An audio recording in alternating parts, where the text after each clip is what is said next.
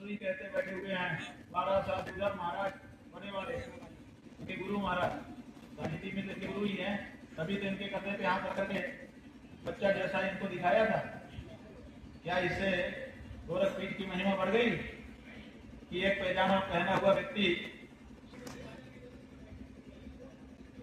यही बात है बंधुओं, इसीलिए हमको निकलना पड़ा कि मर्यादाओं का हनन हो रहा है। गौ माता पशु कहकर के पुकारी जा रही है। आज हम सब ने कहाँ गद्दी मिलने वाली है तुम जैसों को, लेकिन कल्पना करके बताओ,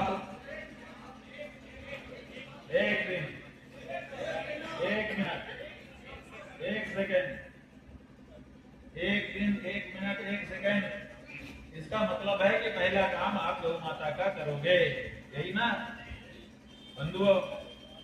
9 साल से एक व्यक्ति गद्दी पे बैठा है, 12 साल से एक व्यक्ति गद्दी पर बैठा है। हम करोड़ों हिंदुओं की माता जैसे ठगे जाओगे, जिंदगी नरक बन जाएगी। इसलिए सीता माता की तरह से केवल भेष देख के भरोसा मत करो, आचरण देखो कि इसका आचरण कैसा है।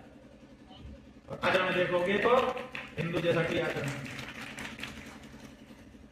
हिंदू हिंदू बोल रहे हैं और फिर भी मंदिर तोड़ रहे हैं। कोई हिंदू मंदिर तोड़ता है? हिंदू हिंदू बोल रहे हैं और फिर भी गैया को पशु बोल रहे हैं। कोई हिंदू गाय को पशु बोलता है? हमारे शास्त्रों में कहा गया है कि जो गुरु को मनुष्य समझता है, जो मंत्रों को अक्षर समझता है और जो गाय को पशु समझता है, वो नरक जाने वाला है। आज मुसलमान बच्चा पाया गया था, उसको पाला है, वो भी मुसलमान। पता है कि नहीं आप लोगों को?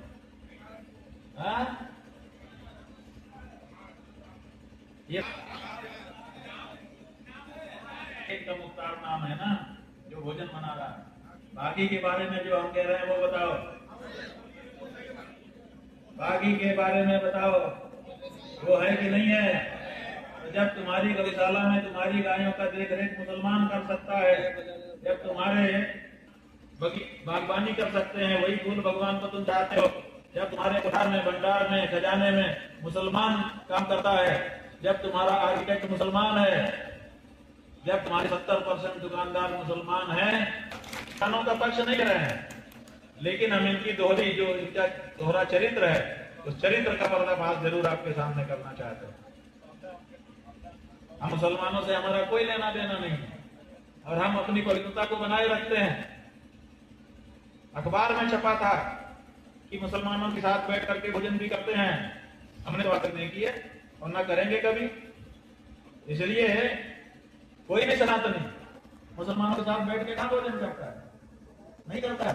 हमारी पवित्रता हम बनाए रखते हैं, लेकिन जो लोग मुसलमानों के साथ ही खा रहे हैं, मुसलमानों के साथ ही पी रहे हैं, मुसलमानों से ही सारा व्यवहार कर रहे हैं और मुसलमानों को बेटियां तक दे रहे हैं, वो लोग दिखावटी मुसलमान विरोधी बन करके हिंदुओं को ठग रहे हैं। क्यों गए? एक तरफ कहेंगे कलर याद हो रहा है और एक तरफ जाकर के जहां हिंदू बेटी मुसलमान को दी जा रही है वहां आशीर्वाद दोगे। दोहरा चरित्र है कि नहीं है? और जिसका चरित्र दो हो जाता है उसको हिंदू समाज में प्रतिष्ठा गिर गई। मान लो हम ही अभी कहें कि हम गर्व से कहते हैं कि हम हाथी हैं, तो हाथी हो जाएंगे। हम गर्व से कहते हैं कि हम हिरन हैं, हिरन हो गए? देखो हो गए होंगे। गर्व से कह रहे हैं, ऐसा नहीं। गर्व से कोई कुछ भी कह दे वो नहीं हो सकता। वो तो जो कुछ होगा अपने आचरण से होगा। इसलिए मेरा आचरण, मैं अपने आप हिंदू साबित हो जाऊंगा। चाहे अपने आप कहें कि गाय मेरी माता है, गर्व से कहता हूं कि गाय मेरी माता है। बोलो अब हम कौन है? आप लोग समझ गए कि हिंदू है? क्योंकि हिंदू जो होता है तो गर्व से कहता है कि गाय मेरी माता है। और अगर हम हिचक जाएं गाय को माता के हम वोट देते हो, उस वोट से पाप और पुण्य उत्पन्न हो सकता है। जान लो, खेल नहीं है वोट देना। आज के बाद इस पे और विचार कर लेना गहरा कि क्या वोट देने से पाप या पुण्य हो सकता है? तो हम आपको बताना चाहेंगे बिल्कुल हो सकता है। पाप भी हो सकता है, महापाप भी हो सकता है और पुण्य भी हो सकता है और महापुण्य भी हो सकता है। कैसे? अभी देखो ये हमारी पादुका है, इसमें मान लो कोई आकर के कुछ द्रव्य चढ़ा दे, धन चढ़ा दे, तो उसको पुण्य होगा कि पाप? पुण्य होगा ऐसा आप कह रहे हो। ऐसा जरूरी नहीं है कि पुण्य होगा। जब यहाँ पे आप धन चढ़ाओगे तो ये ब्रह्मचारी लोग बैठे हुए हैं, ये लोग इसी पैसे से हमारा मठ चलाते हैं, तो ये इसको उठा करके अगर मठ चलाएंगे, मठ चलाने का मतलब है अच्छे कार्य में खर्च करेंगे, गाय कब्जा लाएंगे, क्षेत्र चलाएंगे, विद्यालय चलाएंगे, आदि आदि। अगर ये सब करेंगे तो आपको पुण्य मिलेगा, और अगर ये सब ले जाकर के उसका दुरुपयोग करें तो हाँ, तब देने वाले को पाप लग जाए। इसी तरह से आपका वोट लेकर नेताजी अगर अच्छा काम करेंगे तो आपको पुण्य मिलेगा, और आपका वोट लेकर के नेताजी अगर गड़बड़ काम करेंगे तो आपको पाप लगेगा। अब ये बताओ, इस समय जो सरकार बनी है वोट से बनी है, जिन जिन ने वोट दिया, हमने पूछा लोगों से, आपसे भी पूछ लेते हैं, बताओ मांस का व्यापार करने के लिए आप लोगों ने वोट दिया था? किसने किसने मांस का व्यापार करने के लिए वोट दिया? बोलो। किसी ने नहीं दिया। वेबसाइट पे उपलब्ध है कितना मांस बेचा गया विदेश में, देश में कितना काट के खा लिया गया, बेच दिया गया, उसका आंकड़ा तो है नहीं। विदेशों में जो बेचा गया उसका आंकड़ा उपलब्ध है, हमने उसका आंकड़ा निकलवाया, कितने टन, कितने मैट्रिक टन मांस बेचा गया, तो हमने कैलकुलेट किया कितना मांस कितने पशुओं को काट करके बना होगा। जानते हैं, केवल आदित्यनाथ के 9 साल के कार्यकाल में जितना मांस विदेशों में काट के भेजा गया है, पशुओं को काट के 16 से 17 करोड़ पशुओं का मांस बेच दिया गया है। बोलो, आपके उत्तर प्रदेश में वोटर कितने हैं? नेता लोग बैठे हो, बताओ।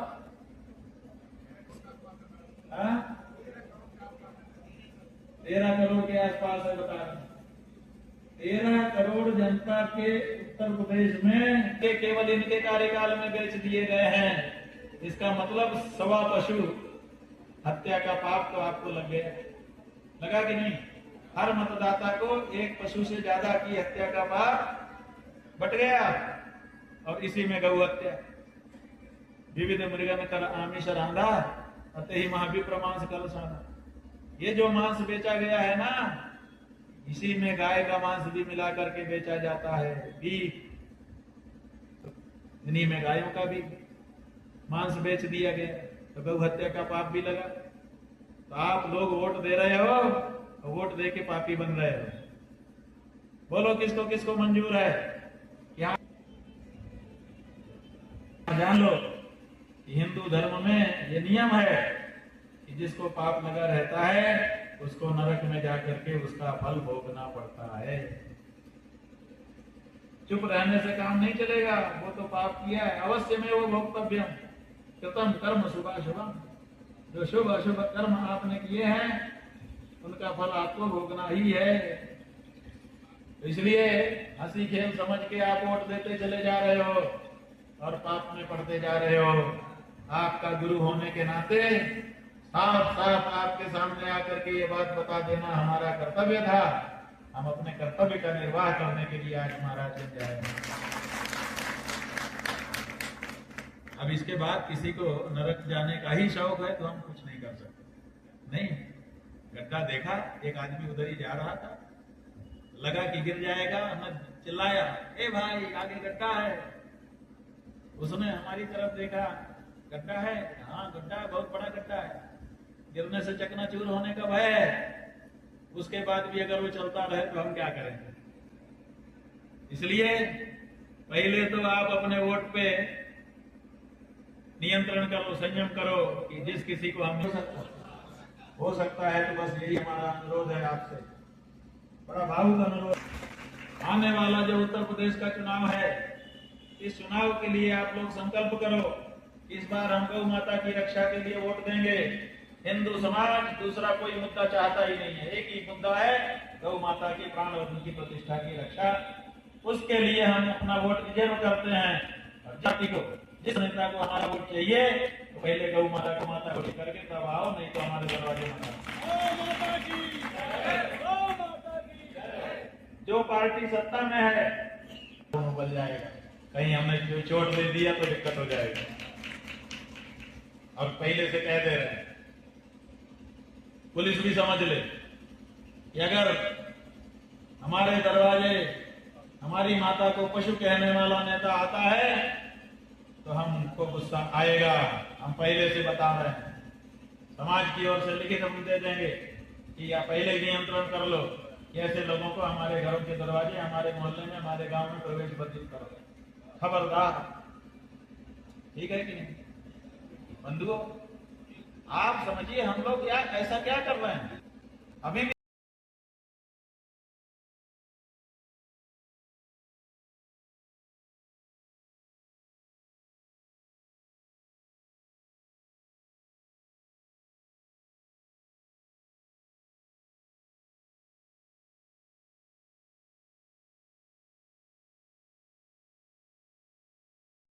तब तक गौ माता का माहौल बनाए रखने के लिए एक नोट अभियान चलाया जाए। सब लोग अपनी अपनी जेब से एक नोट निकालें, कोई सा भी, 1 रुपए से लेकर के 500 तक का नोट है, कोई भी एक नोट निकालिए और वो नोट निकाल करके एक जगह इकट्ठा किया जाए। पूरी विधानसभा में एक अभियान चले और फिर जितना पैसा हो उससे एक गौदान बनाया जाए भव्य देश। उस गौदान में क्या होगा? दूध के लिए गौ सेवा नहीं होगी, उस गौदान में आशीर्वाद के लिए गौ माता की सेवा शुरू की जाए। क्योंकि हिंदू समाज को बहुत दिन से गौ माता का आशीर्वाद नहीं मिला। हमारे पूर्वज जानते थे कि ये केवल दूध देने की मशीन नहीं है, ये आशीर्वाद भी देती। लेकिन आजकल विधर्मियों विषयों के संगत में ज्यादा रहने से हम ये सब भूल रहे हैं। तो ये गौदान इस बात की प्रेरणा हमको और हमारी आने वाली पीढ़ियों को देता रहेगा। बोलो कौन कौन तैयार? कुछ लोगों के हाथ नहीं उठ रहे हैं, आलसी के कारण। ठीक है, जब हमने कहा तो उठा रहे, आलस में नहीं उठा रहे। बंधुओं, गाय का दूध पिए तो सब आलस खत्म है, इसलिए उनका आशीर्वाद बहुत जरूरी है। हम चाहते हैं एक कोई आप लोगों में से अच्छा व्यक्ति हमारे इस अभियान को गति देने के लिए आपके विधानसभा क्षेत्र में हमारा प्रतिनिधि बन जाए। सच्चा व्यक्ति होना चाहिए जो इस काम को अच्छे से कर सके और आगे चल के चंपत राय जैसा हमारी इज्जत का पट्टा न लगा। बोलो कौन है? हाँ, ये व्यक्ति सामने हाथ उठा रहे, आइए। और कौन है? ये महाराज हाथ उठा रहे हैं, खड़े हो जाइए। चलो भाई, पहले इनका नाम, आपका नाम क्या है? नागेंद्र पांडे के लिए कौन कौन समर्थन व्यक्त करता है? हाथ उठाइए। अब आप